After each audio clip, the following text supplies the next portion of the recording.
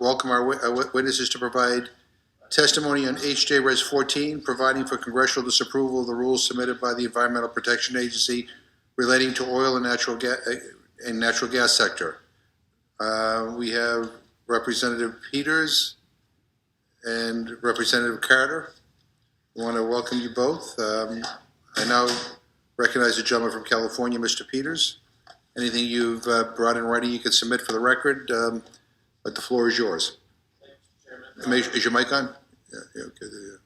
It's on. Thank you. I'm here on behalf of the Energy and Commerce Committee to speak in support of the closed rule for SJ Res 14, a joint resolution providing for congressional disapproval of EPA's 2020 methane rescission rule, which removed direct federal limits on methane pollution from new and modified oil and gas facilities. Addressing methane pollution is one of the most important immediate actions we can take to combat the climate crisis. That's because methane is a superpollutant, more potent and harmful than CO2 by quite a bit, and is responsible for about 25% of the man-made warming we experience today. The greatest opportunity to curb methane in the next decade is in the oil and gas sector. That's one reason why reinstating the 2016 methane rule is so important. So today I have three key messages for the committee. One, methane pollution is accelerating the pace of climate change and harming the health of our families and communities. Without bold action to curb emissions from new and existing sources in the oil and gas sector, methane pollution will continue to cause significant harm to public health, threaten the stability of our economy, and compromise the well-being of future generations. Second, the Obama administration's 2016 methane rule set reasonable standards to address this pollution. The 2020 rescission rule dangerously and inexcusably abandoned that approach. Under the Clean Air Act, the EPA has an obligation to protect public health and welfare from dangerous climate pollution like methane. The 2016 methane rule required the oil and gas industry to take common sense steps like updating equipment and conducting frequent inspections to reduce methane pollution. The 2020 rescission rule abandoned that approach and established a rule that it increased methane emissions. Specifically, it eliminated methane standards across the entire oil and gas supply chain and revoked all federal air pollution limits for oil and gas transmission and storage facilities. Even more problematic, the rescission rule also purports to block EPA from ever controlling methane pollution from existing sources, which are responsible for the vast majority of the industry's pollution. Third, the 2020 rescission rule is a lose-lose-lose for climate, public health, and the industry. It should be disapproved by Congress. Enacting SJ Res 14 ensures that the 2020 rescission rule will have no force or effect, reinstates the methane pollution reduction requirements established under the Clean Air Act in 2016. Ambitiously addressing methane pollution can yield tremendous climate, public health, and financial benefits across the economy. It's why we see an outpouring of support from state and tribal officials, environmental and conservation groups, and many in the oil and gas industry itself in favor of this CRA.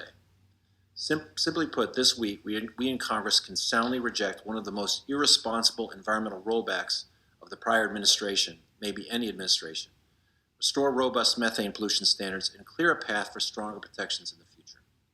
The Senate passed this resolution of disapproval with bipartisan support on a vote of 52 to 42, and the President will sign the resolution into law once the House acts. If successful, this will be one of the most important climate actions of the last decade. It is our time to act. I thank the Rules Committee for bringing this important climate measure to the floor, and I look forward to answering any of your questions. Thank you very much. Representative Carter. Thank you, Mr. Chairman. Mr. Chairman, I appear here today on behalf of the House Energy and Commerce Committee Republicans to oppose SJ Res 14, a resolution of disapproval of important reforms to air regulations for oil and natural gas sources.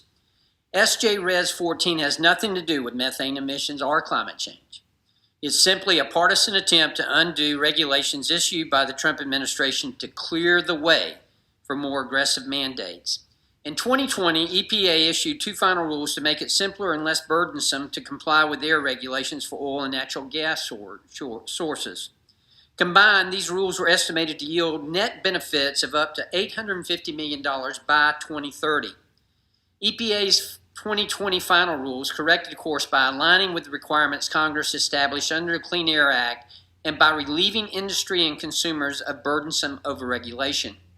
We oppose this unnecessary and misguided resolution because it will contribute to higher energy costs and reestablish burdensome regulations that were found to be unlawful under the Clean Air Act, in addition to being duplicate of existing regulations at the state and federal level. EPA's actions updated and corrected the Obama's EPA's national standards for the oil and natural gas industry. The Obama-era standards fell heavily on small and medium-sized energy businesses. Let me repeat that. The Obama-era standards fell heavily on small and medium-sized energy businesses. SJ Res 14 will roll back this progress in yet another attack on fossil energy workers. America's oil and gas industry supports nearly 10 million jobs and billions of dollars in economic development in all 50 states. But this resolution targets the same workers harmed by President Biden's cancellation of Keystone XL pipeline. Technological innovations and advances in hydraulic fracturing have made the U.S. the world's leading producer of oil and natural gas, and we are emerging as a major exporter. These are positive developments. As a result, we have strengthened our energy security and helped to revitalize our manufacturing industries. Contrast that success with what this resolution seeks to do. SJ Res 14 will reimpose regulations that were found to be unlawful under the Clean Air Act and redundant of existing regulations that already control for methane. In fact, this resolution will not reduce methane. This resolution will not reduce methane. EPA has found that existing pollution controls for volatile organic compounds also reduce methane emissions at the same time. Instead, SJ Res 14 will accelerate new methane regulations for other sources, regardless of their contribution to air pollution. This new regulatory trap could impact any of the more than 70 sources already exposed to EPA regulation under the Clean Air Act. Today, the U.S. is the largest producer of oil and gas and a global energy superpower. American companies are reducing emissions, innovating with new technology, and providing jobs and economic development to communities around the country. According to the EPA, methane emissions associated with natural gas and oil production declined by 23% by 1990. Meanwhile, Russia is attempting to strengthen its grip on European gas supplies with the construction of the state-sponsored Nord Stream 2 pipeline at the expense of American workers and U.S. LNG exports, which have 41% less life cycle GHGs than Russian gas. As President Biden waves sanctions on the Russian Nord Stream 2 pipeline, their choice is clear. Democrats are siding with Russia over American energy. Republicans on the Energy and Commerce Committee offered an amendment to express disapproval with the Russians' Nord Stream 2 pipeline, but Democrats rejected the amendment. The Biden administration's failure to stop the Nord Stream 2 pipeline and the majority's unwillingness to accept an amendment that would disapprove of Russia's tightening grip on European gas supplies ultimately comes at the expense of American interests. Republicans are focused on ways to strengthen America's energy security, lower prices for consumers, and reduce regulatory burdens. SJ Res 14 takes the opposite approach, and for these reasons, we oppose this resolution. And I yield back. Thank you. I have no questions. Mr. Cole. Thank you, Mr. Chairman. Mr. Carter, as you pointed out, from oil and gas production to processing, source emissions on methane are already regulated by the EPA, already regulated, frankly, by multiple state authorities. I know my own state, Oklahoma Corporation Commission, regulates these matters. We think does a very good job at it. If multiple levels of regulation of methane emissions are already being implemented, how necessary is this resolution in the first place? Representative Cole, you're exactly right. This would, and you're correct in saying that there are multiple levels of regulation already in place. We know that. We understand that. Methane emissions are already effectively regulated by EPA and by the states, as you point out, under the framework for controlling emissions of volatile organic compounds.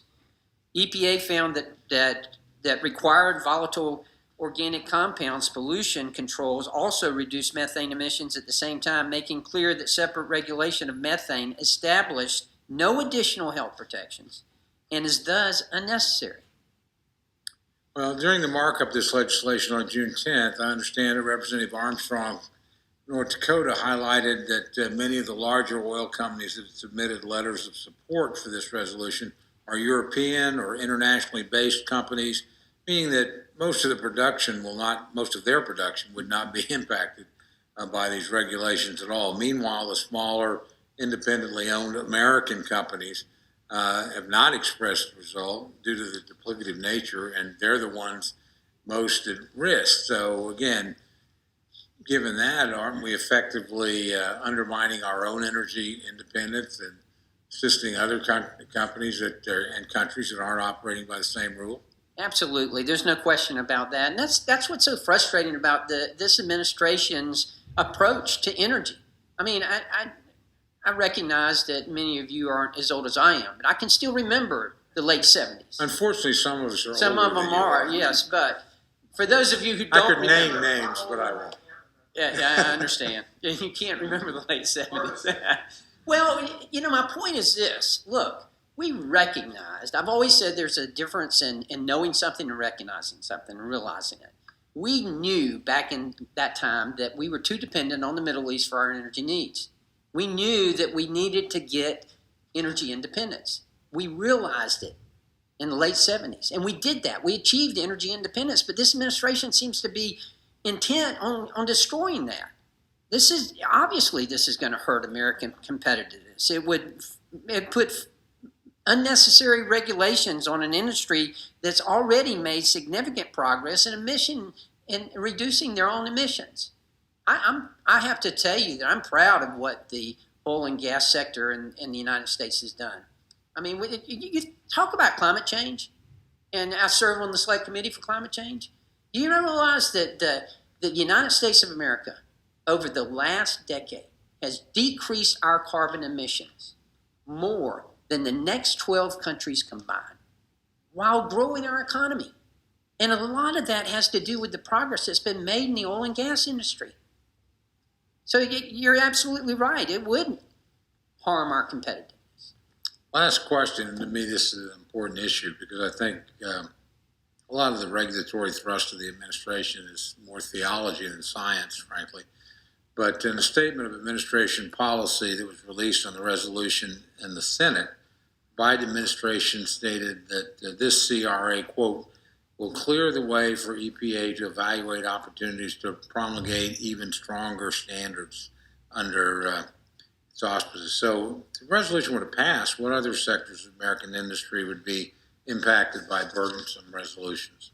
Well, the fear is that the regulations expand to over 70 plus other categories that the EPA regulates that span across a wide variety of sectors, including agriculture.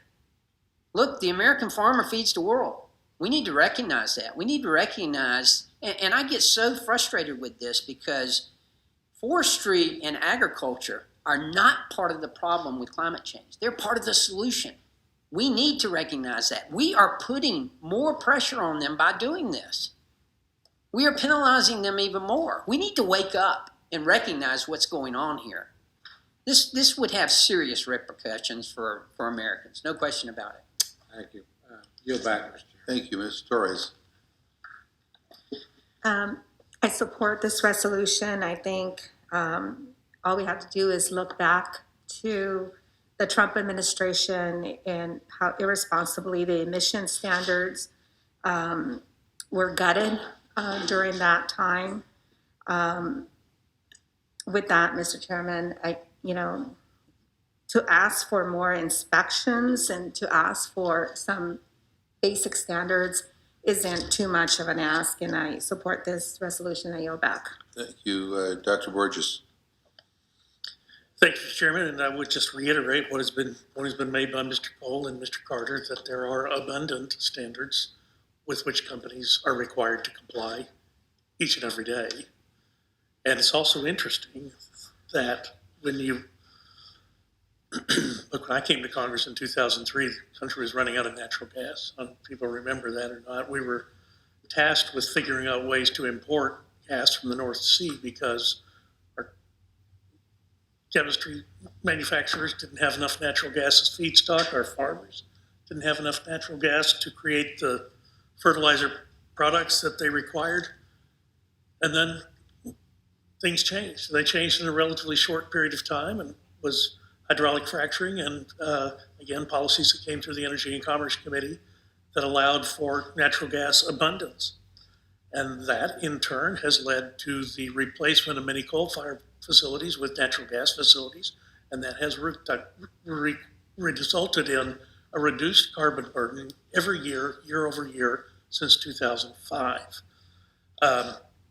Statistics compiled by the University of Texas and the Environmental Defense Fund have shown that methane emissions from natural gas production have decreased by 38% since 2005. But then consider this, during the same time frame, the amount of gas produced has increased by 26%.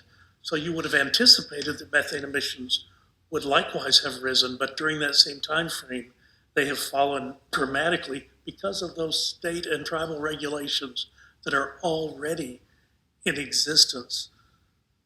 Look, this is about repealing a Trump era rule. I mean, we get it. We're all in on the inside part of this, but why? Why would we be against policies that provided us energy independence and the flexibility that we have in the world because of that energy independence? I don't know if I could have defined prior to 5 or 6 years ago what energy independence would mean to us as Americans. But over the last 5 to 6 years, we've all come to understand just what that energy independence has meant. And Mr. Chairman, we were sitting in this very room and watching the email and the Twitter explode with the knowledge that the Saudis had launched a drone attack. I mean, the Iranians had launched a drone attack on a Saudi refinery, and everybody thought, oh my gosh, better run home, fill up the Prius because the price of gas is going to go up, and it never budged. That's energy independence. That was when it really came home to me that this mattered, and why we are rushing headlong into giving up that energy independence. It certainly makes no sense. Now, look, I'm old enough to have been on the Energy and Commerce Committee in 2009. We debated a bill called Waxman-Markey. Waxman-Markey was a cap and trade bill, which was billed as a climate bill, and Waxman-Markey was important to be able to control the climate. It passed in the House by the narrowest of margins, probably in retrospect was responsible for Democrats losing their majority that year. It never went anywhere in the Senate because they got worried about how negatively this bill had been perceived by the American public. But the actual consequence is that because of advances in the industry and the same state and tribal regulations that you all have described, we are doing better today than we would have done under the regulatory scheme of Waxman-Markey, which really just underscores innovation is a far better approach than regulation. We need to be careful about what we're doing. This is exactly the wrong response to the situation, and I hope people will wake up and see that before it's too late. We don't want to sacrifice our energy independence. I thank you both for being here today. I'll yield back. Thank you. Mr. Perlmutter. Thanks, Mr. Chair. Mr. Peters, you haven't gotten to say too much. I'm curious if you have some comments in response to Mr. Carter's concerns that this is going to ruin the oil and gas industry, that it's big government. And I noticed that Diana DeGette is the sponsor of this bill, and I know why she's the sponsor, because Colorado created these methane rules from which the federal government then modeled the methane rules. So, Mr. Peters, do you have any comments? Thank you, Mr. Perlmutter. Just a couple of points. One is, I think we should really be careful about being confused about emissions here. It is true that carbon dioxide emissions have been reduced substantially because of the switch from coal to cheaper natural gas. But that's a different constituent than methane, CH4. That's not the same as CO2. And the problem with methane is it's such a powerful climate agent that even a little bit of leakage eviscerates all the climate benefit you got from the switch from coal to natural gas, which burns cleaner. But methane is a powerful, immediate, harmful agent, and we've got to get control of that. It is true that there's some overlap between the emission of VOCs and methane, but because of processing, methane is often the constituent left at the end, so it's a different chemical to regulate. It's also the fact that the Trump administration only deregulated parts of the distribution channel, so that they've left unregulated parts that aren't even under VOCs aren't regulated. So that gap has to be closed. Finally, with respect to costs, to the extent that there are additional costs from methane regulation, there's no evidence that those minor costs were passed on to consumers. As Dr. Burgess has suggested, the way prices are set for oil and gas it's a worldwide system. And there's no evidence that it was passed on to consumers rather than taken out of profits. But I would say also that there are benefits economically to taking this action. And I would just name two. One is, we already know that other countries are suspicious of American natural gas, liquefied natural gas, because they consider it dirty. And although the deal was redeemed, France initially nixed the deal, $7 billion 20-year liquefied natural gas shipments from Brownsville, because they consider our natural gas too dirty. We've got to get this methane under control to be competitive internationally. We also face the possibility that if we don't, we'll be punished with tariffs and border adjustments, because why should other countries take on this burden if we don't? I think if anyone who seriously makes the argument that natural gas should be a bridge fuel in terms of climate has to deal with methane as a constituent. So I think those are some of the responses I'd have. I think this is also finally just it's not a fracking ban. It has nothing to do with agriculture or the other things. Clearly this has to do with oil and gas. It's the right thing to do, and it's substantial support, not just from foreign oil companies, but from a lot of independent producers. And I think this is in the record, Mr. Chairman. If it's not, I'd ask that the letters be included. Without objection. I think that it's fairly widely supported among the industry as well, that they know they've got to get it right, and having different states regulate different ways doesn't help the competitiveness of the industry. So I would just say, Colorado has been one of the places where we've had tremendous amount of exploration for oil and gas, but particularly natural gas. And we have a lot of coal bed methane in Colorado. We have a lot of other kinds of activity. And I think the purpose for the rules that were negotiated among the environmental groups, the oil and gas groups, and the local governments, particularly that have wells within their jurisdictions, was to minimize methane emissions. So, Mr. Carter, you and I agree on a lot of things. We don't agree on this one. My question is, what effect, I understood the Trump administration rule to have an effect, have an impact, a constraining effect on Colorado's rules that we put into place before the federal rule, which models the Colorado rules, was put into place. And I think that returning and getting rid of this Trump administration rule fortifies Colorado rules. Am I mistaken?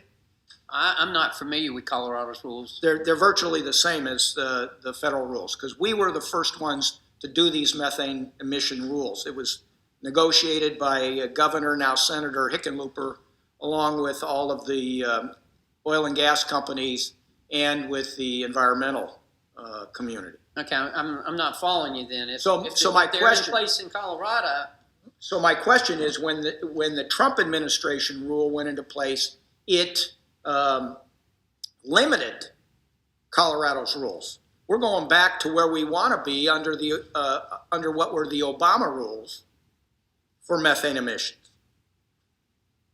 Correct? I mean, maybe I'm mistaken as to what the Trump administration rules limited the methane emission rules. And those methane emission rules were modeled on the Colorado methane emission rules. So I want to get rid of the Trump administration rules. okay. All right, I'll yield back. Thanks, Mr. Chairman. I appreciate it. Representative Peters, you brought up a good point saying, why would other countries take up this burden if we don't? Great point. But I also think you can flip that around, saying, why would we take this burden up if other countries don't? And I know that when we talk about it, we think about European countries and, not to be crass, but their economies are sometimes not even the same size as our individual state economies. I think we need to look at China. So statistically speaking, China is actually the biggest, as we all know, China's the biggest polluter. If you take the emissions, or if you take the pollutants from the United States, the EU, Japan, combine it, China still exceeds it. So just statistically speaking, China is responsible for 27% of global emissions.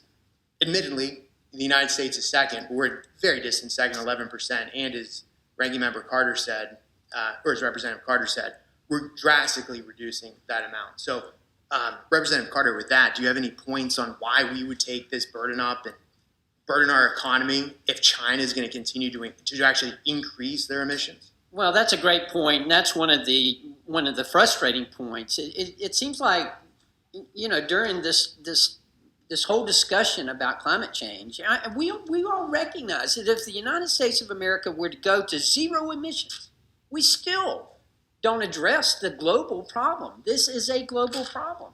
The impact that we are having with rules like this, with rule changes like this, are going to impact our energy independence and our energy cost with having very, very little impact on the environment itself. And I just don't understand the administration's attack on American energy.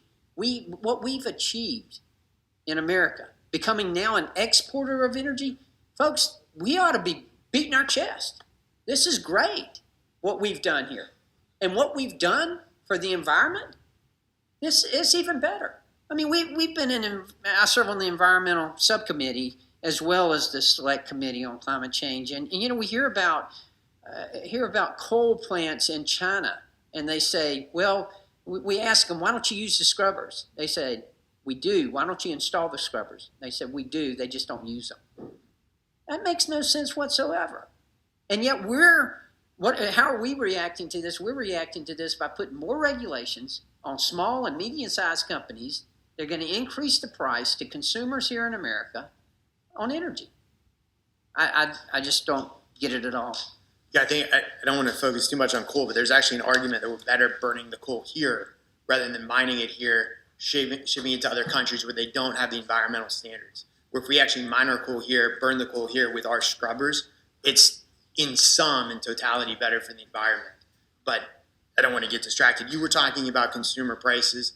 I'll come back to that, but I just want to hit the national security aspect of this too, because I deployed to Iraq. I totally get the fact that if we are exporting energy, we are in control on the foreign stage. If we're not, we cede that control to other countries. For example, Russia.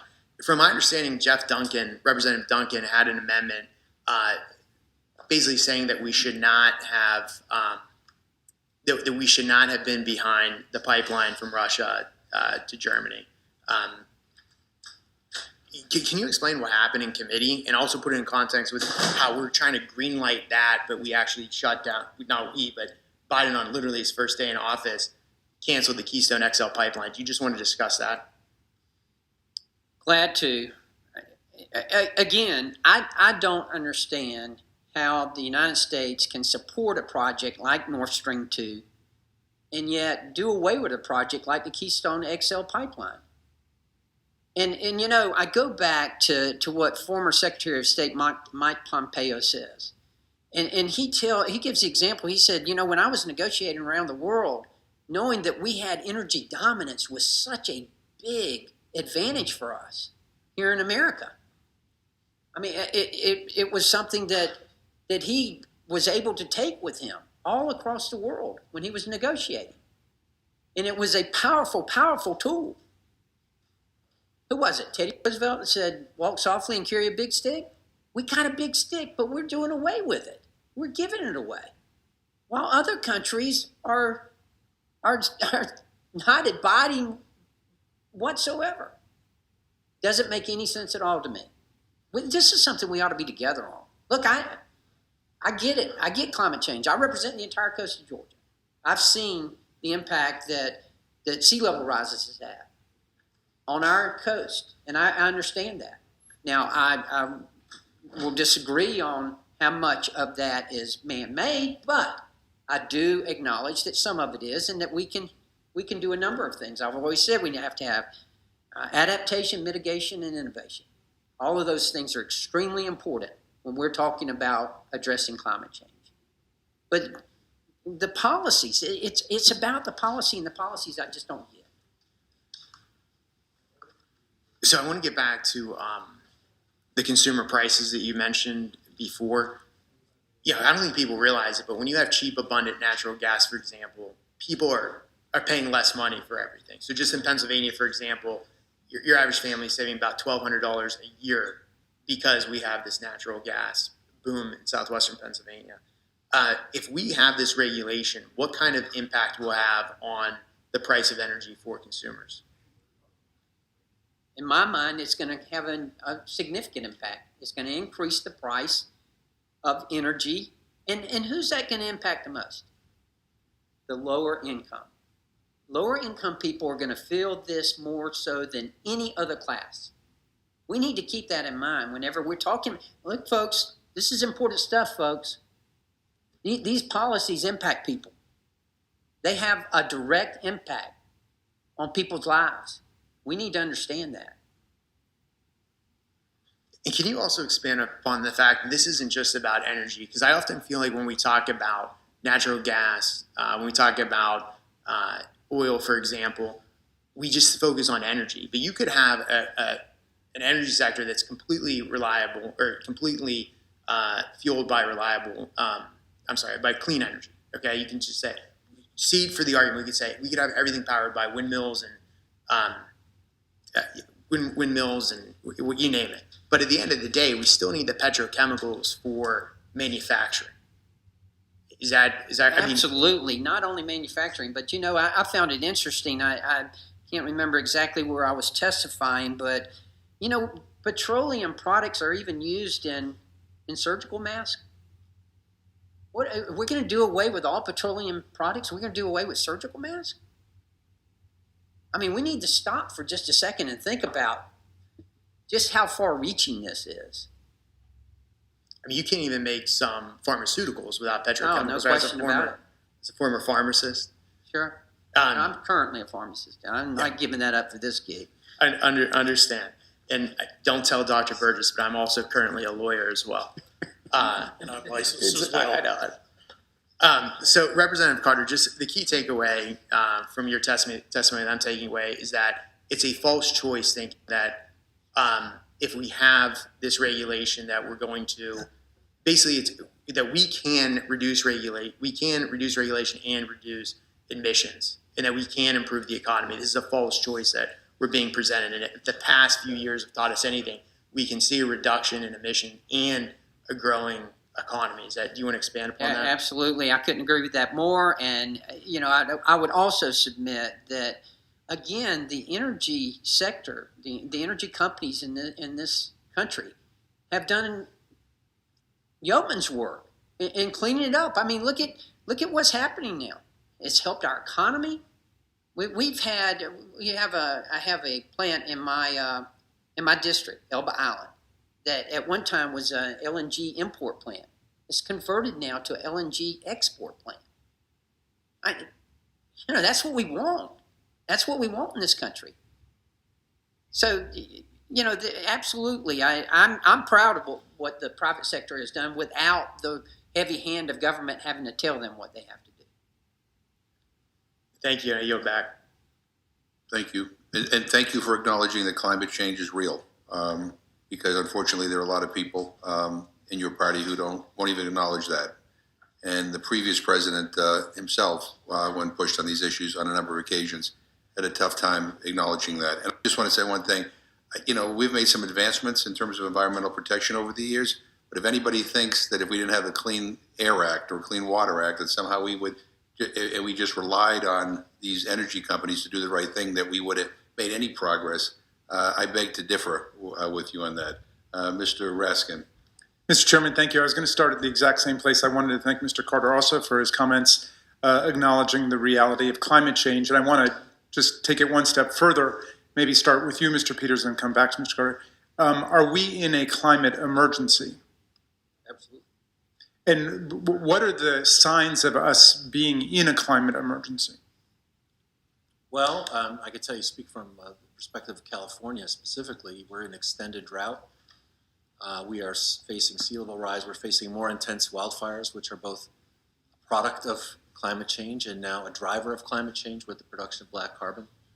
I think if 11% is the right number for American emissions, multiply that by 9 and you see that the world's really in trouble. California's lost more than 4 million acres of forest to wildfires, out of control. We've seen record drought in parts of the country. We've seen record flooding in parts of the country. In Arizona, over the weekend, I think it was 115 degrees in the big cities, but pretty much everywhere, somewhere between 100 and 115. We are seeing sea level rise, as the ranking member pointed out. We are seeing collapsing glaciers. We still have people who deny the reality of climate change. We still have people who say it's a hoax from China or from Russia or some other place. But the vast majority of scientists declare that it's not only a reality, but as 11,000 scientists put it in a report in January, it's an emergency. And an emergency means it's something that we need to respond to immediately. Mr. Carter, any thoughts about us being in a climate emergency? Well, a lot of thoughts. I think if you study this, as I have, you find out that this is very cyclical in nature. We've seen it throughout the years.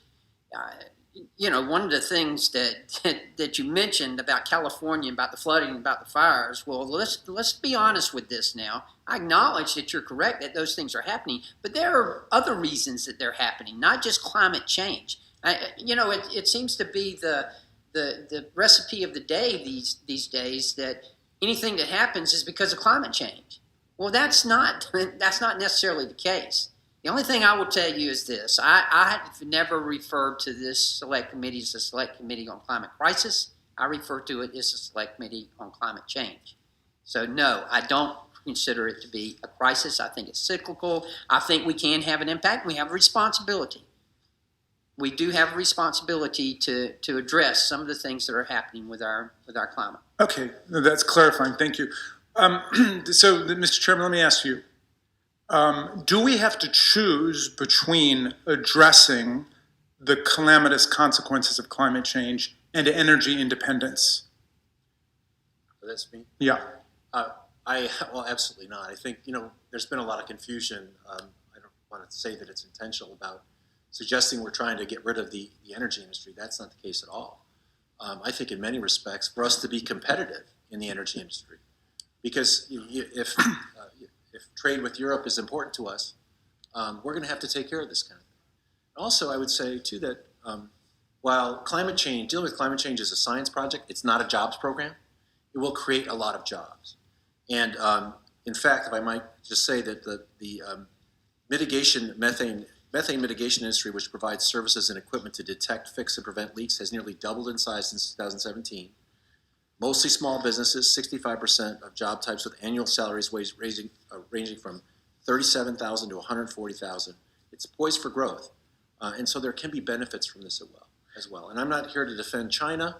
I don't know if President Trump had a position on the pipeline that's referred to from Russia. He wasn't exactly outspoken against Russia in my recollection, but I could be corrected.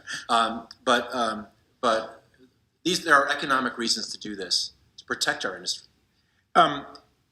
Do you have any doubt that the methane rule that we had before and the other forms of regulatory action we've taken, both in law and in agency rules, have been essential to addressing climate change, methane emissions, CO2 emissions? No, sir. I go even further. Mr. Carter said we needed adaptation, mitigation, and innovation. I completely agree. The number one mitigation step we can take is methane. That's the thing that's causing 25% of warming today. And it's not that expensive to take care of. It's the one that's most amenable to it's the lowest, policy intervention. The lowest hanging fruit is methane. All right. So It seems to me we have certainly a broad consensus that climate change is real. We have, I think, a large consensus that we're in a climate emergency in the country. We know that regulation works. As the chairman says, without the Clean Water Act, without the Clean Air Act, without aggressive environmental regulation and the success of the environmental movements, we would not be where we are in terms of being able to address this problem. You want to restore the methane rule that was basically demolished by the Trump administration. What was the methane rule that existed under the Obama administration? What did it require the oil and gas industry to do? Generally required that newer facilities and reconstituted facilities be upgraded to technological standards that were the best available. So we basically asked them to be at the state of the art, to use best practices. And of course, the last administration had the philosophy, no, let them do whatever they want. This is an interference with their market power to do whatever they want. And we're saying, no, we are in a climate emergency and we're going to ask everybody to adhere to the best practices. And the reason that the states got to the place where they are, which have been praised by some members of this panel on both sides of the aisle, is because they were able to follow the work that the federal government was doing and that the environmental movements have been asking for. Let me ask you finally about the point of the ranking member about the rest of the world. Now, do you agree that America should be acting in unison with the rest of the world to address climate change, or should we be going it alone? And do you think this administration has been recommitting us to working with the rest of the world, or is this administration going it alone? Of course, that's why we all agree that we should be at the table through something like the Paris Climate Accords. We want to be at the table. We want to be leading the rest of the world, setting an example, and pushing on China, who no one suggests is a good actor in this space.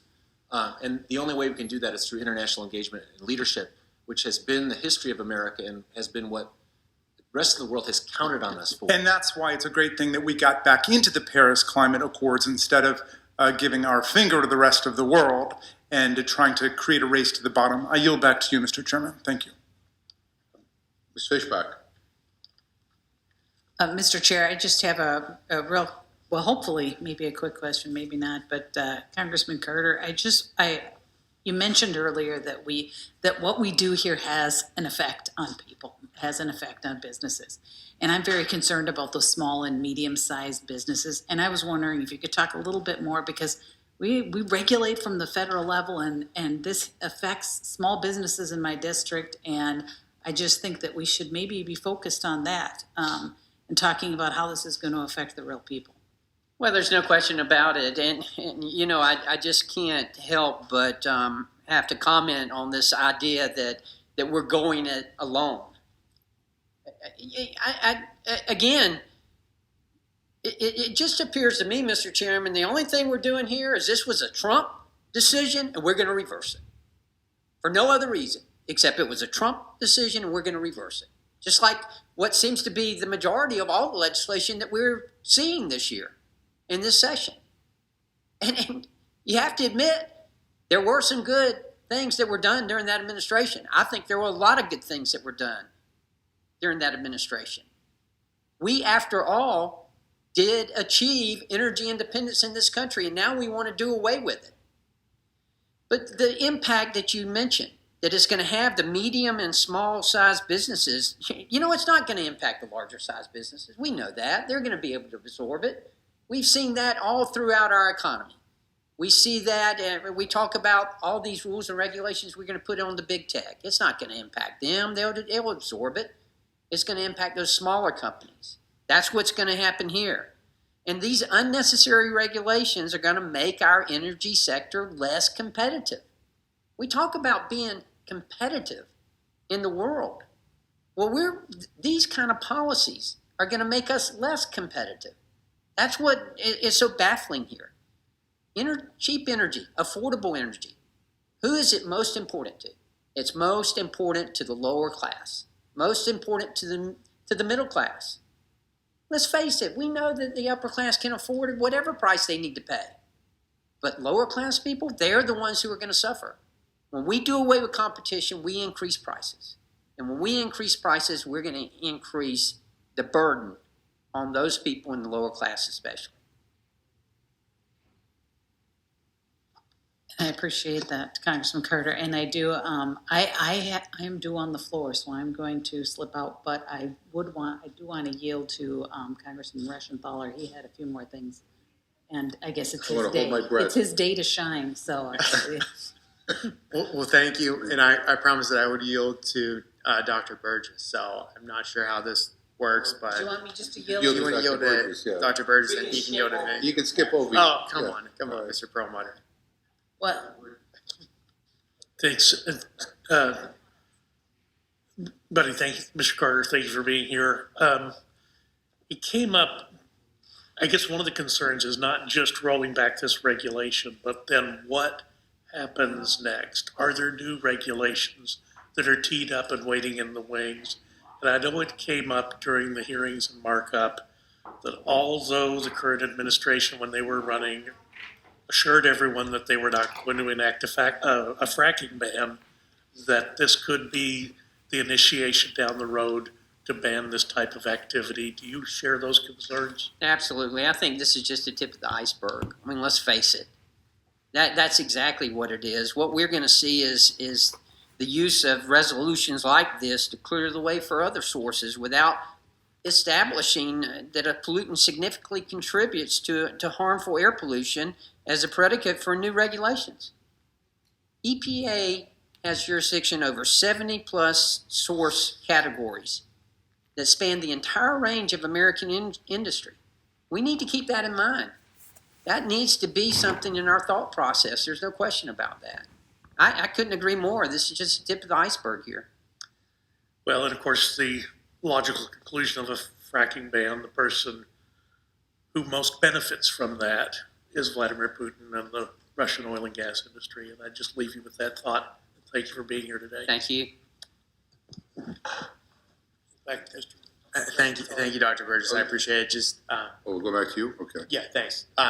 Just two quick points. One, on the Paris Climate Accord, this is an absolute farce. We're the only signatory to that entire agreement that actually reduced our emissions.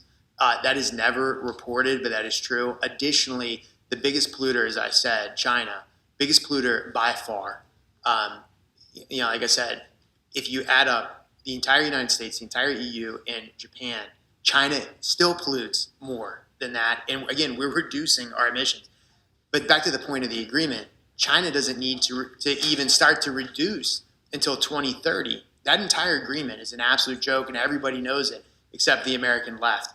Now, on the other point, I just want to clarify something, Representative Carter. We're talking about methane. I think there's a lot of misunderstanding of what this is. The producers are actually trying to capture this gas because that is natural gas. So I've often described it as trying to regulate how much milk a dairy farmer is allowed to spill. There's already an economic incentive to capture that product. Would you like to expand upon that this is exactly what the producers are drilling for and what is making the manufactured goods that we discussed a moment ago? Well, that is obvious. The most important thing we could do to help American industry solve the climate problem is get out of the way. That's what we could do. We could get out of the way, and I assure you, look at the progress they've made. Look at the progress we've made here in America. And yet we want to enter, and I can't help but comment on the fact that we want to enter into an agreement in the Paris agreements that we're just going to turn a blind eye to China and let them continue on. We could again, as I said earlier, we could just decrease our emissions to zero, methane and everything. You think China's going to follow this kind of policy? No, they're not going to follow this kind of policy. You know that. I know that. And what's it going to result in? Decrease in American competitiveness and increase in American price for energy. Thank you, Representative. I should see if Ranking Member Cole wants to go so we can go 4 for 4. All right, I'll yield back. It was worth a shot. Yeah, yeah.